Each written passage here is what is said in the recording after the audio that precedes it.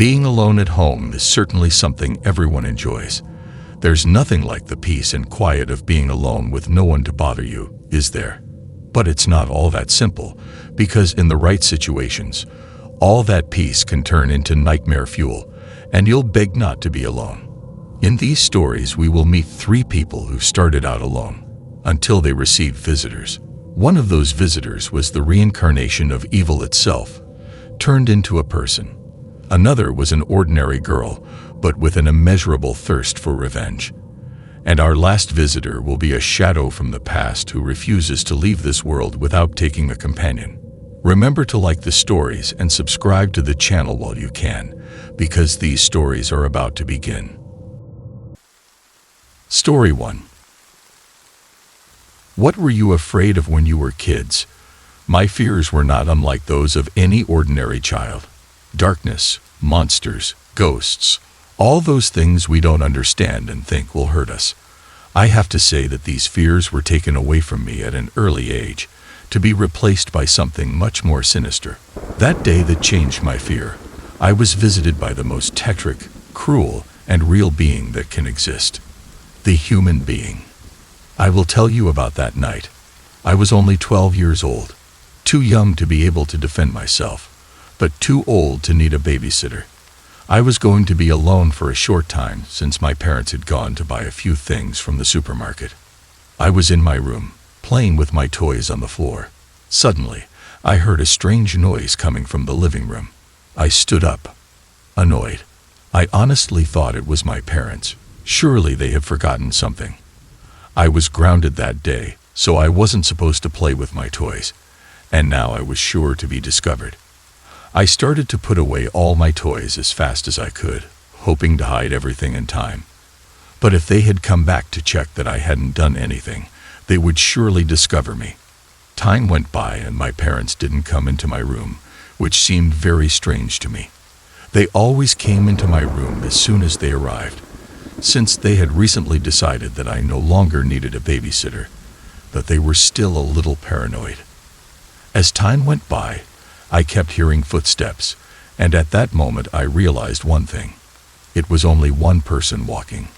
I quickly looked out my bedroom window and noticed something that gave me goosebumps. My parents' car was gone. My parents hadn't come home yet. I looked through the half-open door of my room and saw a dark figure moving. If my parents had arrived, they would have turned on the light. That person wasn't either of my parents. It was someone else. I stood still, trying to understand what I was seeing. The figure was moving slowly through the living room. He was not wearing a mask or anything to hide his face. It was a man, tall and thin, with a smile that chilled my blood. I did not know this man. I knew he was possibly a thief, but something about him made me even more uneasy. At that time, I was too young to understand what bothered me so much about that person, but now I understand. What I was too young to notice at the time was the man's behavior. He wasn't nervous, he wasn't in a hurry, and he definitely wasn't afraid. He was having fun. To make it even worse, at the time I also didn't realize that the man wasn't really stealing anything. He wasn't inspecting the drawers. He didn't have a bag or a backpack, and he didn't intend to run away as soon as he saw someone. That man was not looking for something. He was looking for someone. As I told you, at that moment I was too young to make the right decisions in the face of something like that. I was paralyzed. My hands were sweating, and I felt a strong stitch in my chest that did not let me breathe. At that moment I should have hidden, run, screamed for help. Whatever I could have done was better than what he did. Faced with that strange figure wandering around my house, I just stood there, staring at him as if I were totally exposed. The man saw me, and his smile widened. I ran back to my room, closed the door, and hid under my bed. I heard his footsteps approaching, slow but sure. The door to my room opened slowly. I tried to hold my breath, but my heart was pounding so hard, I was sure it could be heard throughout the house. Once the man entered my room, I became much more nervous and almost gave a little scream. I was surprised that the man had entered my room as if my unlocked door had put up any kind of impediment for him to do so. Once he entered the room, I could watch from under my bed as the door slowly closed. He didn't need to close it that slowly, but he was doing it so that I heard the door creak and became even more desperate. A few seconds after the door closed, the light went out as well. The light was still coming through my bedroom window, so he went over to close it. We were both in absolute darkness. I could no longer see anything, and I was sure he couldn't either, which I considered an advantage. Now that I am an adult, I realize that this was part of his game. He enjoyed both of us not seeing anything. He had the situation under control because even if I escaped through the door, he would hear me do it and jump at me before I got away. In the best case scenario, I could run a few meters down the hallway and he would catch me there. This really was a no-win situation. From 1 second to the next, I felt a weight on top of the bed. At first, I thought the man had laid down, but I quickly realized that the weight was concentrated on just one part of the bed. The man was standing on top of it. My panic at that moment was overshadowed by my difficulty breathing. The bed was somewhat old, and when he climbed on top, I was crushed to the floor. I couldn't resist my urge to cry, so I cried softly. I thought he didn't hear me, but today I realized that with the silence, it was impossible not to. He knew perfectly well where I was. Suddenly, the bed became lighter and I could breathe. I was relieved. I began to breathe deeper and relax. Almost for a second I forgot about the psychopath in my room. But that relief didn't last long. At that instant, laughter was sounding from under the bed with me, the man lying on the floor next to me. I froze, and without holding back, I began to cry. Next to me, the man pretended to be crying, mocking me. I couldn't see him as I had my back to him, but I felt his warmth next to me. Then, I began to feel something walking around my waist. It was one of my toy soldiers. The soldier was poking me with his plastic gun. Even though it wasn't sharp, the pressure caused me pain. It started to hurt more and more and more as I cried nonstop, and the psycho's laughter rang throughout the room, until suddenly there came a thread of hope. I heard my parents' car pulling up to the house. I used that moment to react, and I shot out from under the bed, escaping from my room. I ran crying, desperate, without looking back. The man could have caught me if he wanted to, but I never heard his footsteps behind me. He never tried to catch me. I got to my parents as soon as they opened the door and told them everything that happened. They quickly went to my room, but there was no one there, just a dark room and an open window. After reporting everything to the police, we moved a few months later. My parents couldn't bear the thought of the man coming back one day. Do you know what helped them make their decision? A few days after it all happened, a note appeared under my window. The note was addressed to me and said that if my parents hadn't come that day, he would still be playing with me.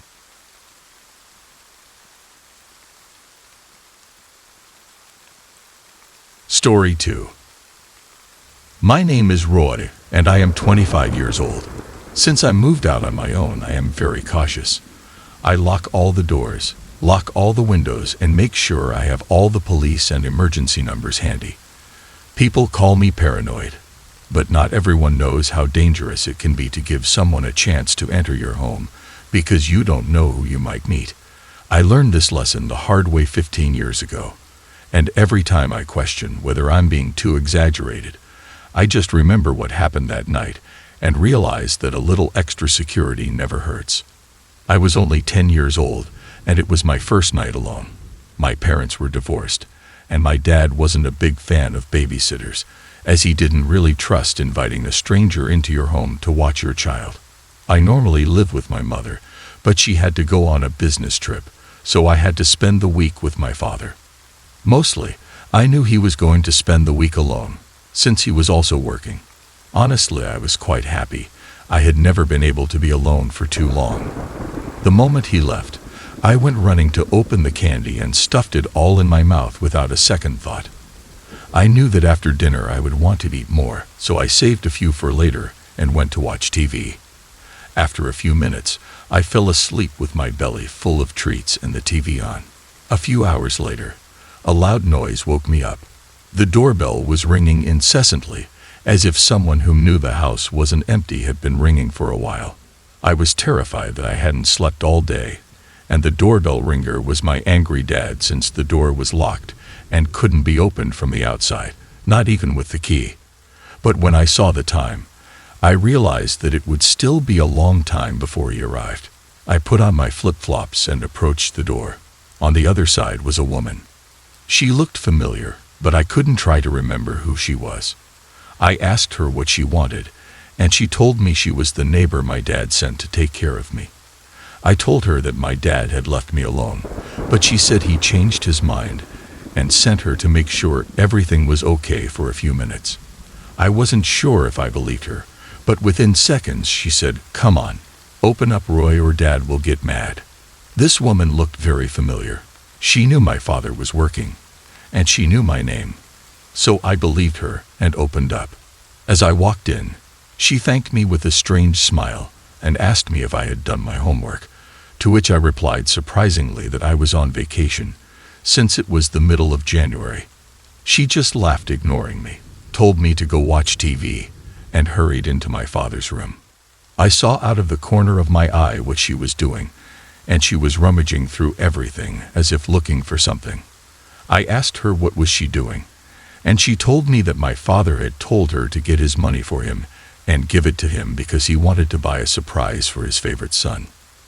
At that moment, I didn't notice how strange it was that my father didn't know where his own money was, and I just got excited about the surprise I was going to get. After a few minutes, the girl violently broke the drawer of a closed cabinet and took out a pile of money, to which she reacted by laughing frantically. She stuffed everything into a bag and was leaving, but I stopped her and asked her if she could heat up my food before she left. At first, she looked at me angrily, but then she gave me a big smile and said she would be happy to do it. Suddenly, she rushed over to me and hugged and squeezed me violently. I started to cry in desperation, but she paid no attention, just pulled me over to the kitchen chair and told me to stay still or she would hurt me. Terrified, I obeyed. The girl tied me to the chair with a rope she had found while going through my father's things and started boiling water. She was probably going to make me the noodles my dad had on top of the fridge. I told her I wasn't hungry anymore, but she ignored me. After a few minutes, she asked me if I was thirsty and wanted some water, to which I told her I would prefer some orange juice. I asked her if she could untie me since the ropes were tight, and again she did not answer me. I wanted to ask her if she would serve me juice, but my thoughts were interrupted by an indescribable sensation of pain. The girl was pouring the pot of hot water slowly on my head. She was dropping it slowly, and the water was running all over my face and body. I screamed desperately and tried to free myself, but there was no solution. I felt my face melting and my vision began to blur. The girl began to run the hot water all over my body, making sure that none of my parts were dried while she laughed nonstop. When she ran out of water, I was still screaming, to which she reacted by slapping me hard across the face as she continued to laugh. Almost without understanding anything that was happening, I heard banging on the door and voices asking me if everything was all right. The woman went to open the door and worriedly told the neighbors that I had an accident and needed help. As the neighbors came to see me, she ran out of the house in desperation, taking all my father's money with her. The neighbors who came to help me saw me and screamed in surprise when they saw my condition, and then they untied me and desperately called an ambulance. I was never able to recover from what happened. I received permanent wounds and marks all over my body and could not leave the hospital for a long time. Eventually, I found out that the woman was my dad's ex-girlfriend, with whom he had gone on vacation a month before, but they had had a very violent fight. The girl looked familiar to me because of some pictures I saw of her when I was checking my father's cell phone. And I also remembered how I had seen them arguing loudly in chat rooms, and she constantly threatened to hurt me, but my father never took her seriously. After the hospital, I didn't see my father for years. Not because he didn't want to see me, but because my mother denied him until I was of age and could decide on my own. My father did not try to take any legal action against her, as he felt very guilty about what happened and felt that maybe he deserved it. Today my relationship with him has improved a little, but I never go into his house because every time I see it from a distance, the marks that are permanently left on my skin start to burn again.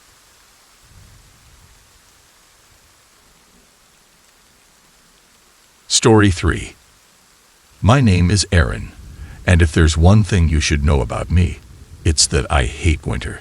To tell you the truth, I don't even mind the cold, but when winter comes, I get so depressed and nervous that I can hardly sleep for the whole season. Similarly, there's another reason why I can't sleep. Every time I go to sleep, that spirit, something stalks me and wants to kill me. I can't tell you when or how it all started.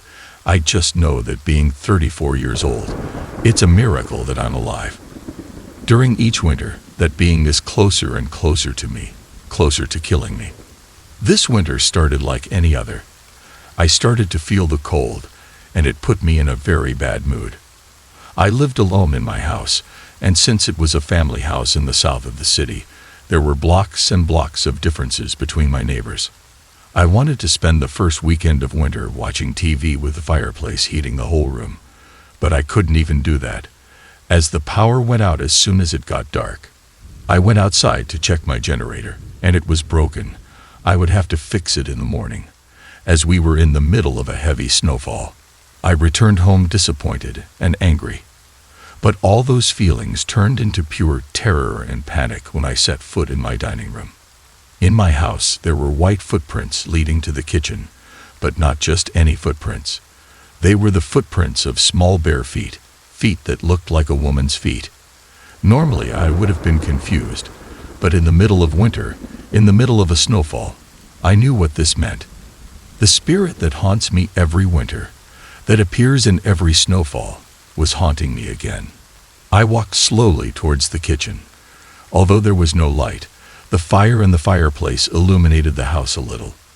Anxiety got the better of me, and I stopped walking, ran desperately to the kitchen door, and closed it. With any luck, that spirit might stay in the kitchen and not try to kill me. Suddenly, I began to feel very cold in my body. A horrible headache began to take hold of me. It was as if I had eaten ice, but much more intense. I ducked my head and grabbed it with everything.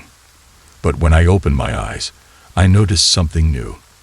The footprints were no longer heading toward the kitchen. They were heading in my direction and ended up in front of me.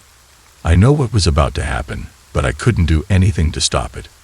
I slowly turned my head, and as I expected, the spirit was in front of me. I fell down from fear, and when I looked back, there was no one there. I desperately ran aimlessly, terrified, until I ran into a corner of the room. I wanted to grab a knife from the kitchen, but it didn't make sense. Could you stab a ghost? A strange noise interrupted my thoughts. It was footsteps. Those footsteps started where they had scared me and walked slowly toward me. I could see the footsteps moving towards me, although there was no figure to accompany them. I ran to the kitchen and opened the door. Maybe the knife was a bad idea, but I preferred that to not trying anything. What could I do? Go outside and let the snowfall kill me? I grabbed a huge knife and walked away from the kitchen since I could see absolutely nothing in it. As soon as I got back to the dining room, I looked around to check if I was alone. Something in the dining room changed. Everything was dark. I could only see the snow outside the house. The snowfall was getting heavier and heavier, but I would rather die there than here. Who knows what this terrifying being would do to me if it caught me? My fate might be even worse than dying. I decided to make one last run through the darkness towards the exit door, but halfway there, I felt someone grab me by the hair and started dragging me running through the house. Every time I wanted to recover and run towards the door, that thing threw me against the wall away from it. Every time I got close to the exit, a huge headache would come over me, and the monster would grab me by the hair again and pull me away. In one of the last times it grabbed me, I tried to stick the knife into the horrible being, but with no result, or rather, It had a result, but a negative one. The spirit became enraged at my attempt to attack it and began to scratch my face with absolute violence. I felt that every time I tried to defend myself, it only made her angrier. To finish her attack, she grabbed me by the hair and threw me violently against the glass of the exit, which I broke as if it were paper. I was in a lot of pain, but this was my chance to escape. I ran through the snow, getting lost in the snow. Behind me, I heard a desperate scream. Ah, Arun! My body felt cold, I couldn't breathe, and I felt numb. I thought I was dying. I was too cold. Every joint in my body was numb. I got very sleepy until I just fell asleep. Once I opened my eyes, I couldn't believe I was still alive. I was in a hospital bed. I had no idea how I had gotten there, but when I came out, there was a note among my belongings. That note was from the people who rescued me.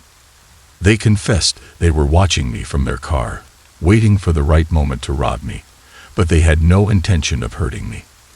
The note also said that they saw everything that happened. They saw me running away from something they couldn't see, but it was definitely there. The note was written just to tell me that what I saw was real, and that I should get out of there as soon as possible. After seeing that, they not only lost all intention of robbing me, but of ever coming near that house again. As if getting a confirmation I didn't need, I made a small grin. They thought the house was cursed, but I'm the one who's cursed. What they don't know, and neither do you, is that there is something in this story that I don't dare to tell you. That spirit has a familiar face. It is the face of my mother, who had died just before the spirit began to haunt me. My mother died alone in a hospital bed similar to this one. On her deathbed, I decided not to go to see her, as I lived a very violent childhood because of her. Now she continues to haunt me, refusing to let me live even after death. Or maybe I'm just crazy, and that letter is in my imagination. Who knows? I only know that that night, I lived one more day to tell this story. Thanks for watching. If you like the stories, remember to subscribe and activate the notification bell so you don't miss any other true disturbing stories. See you next video.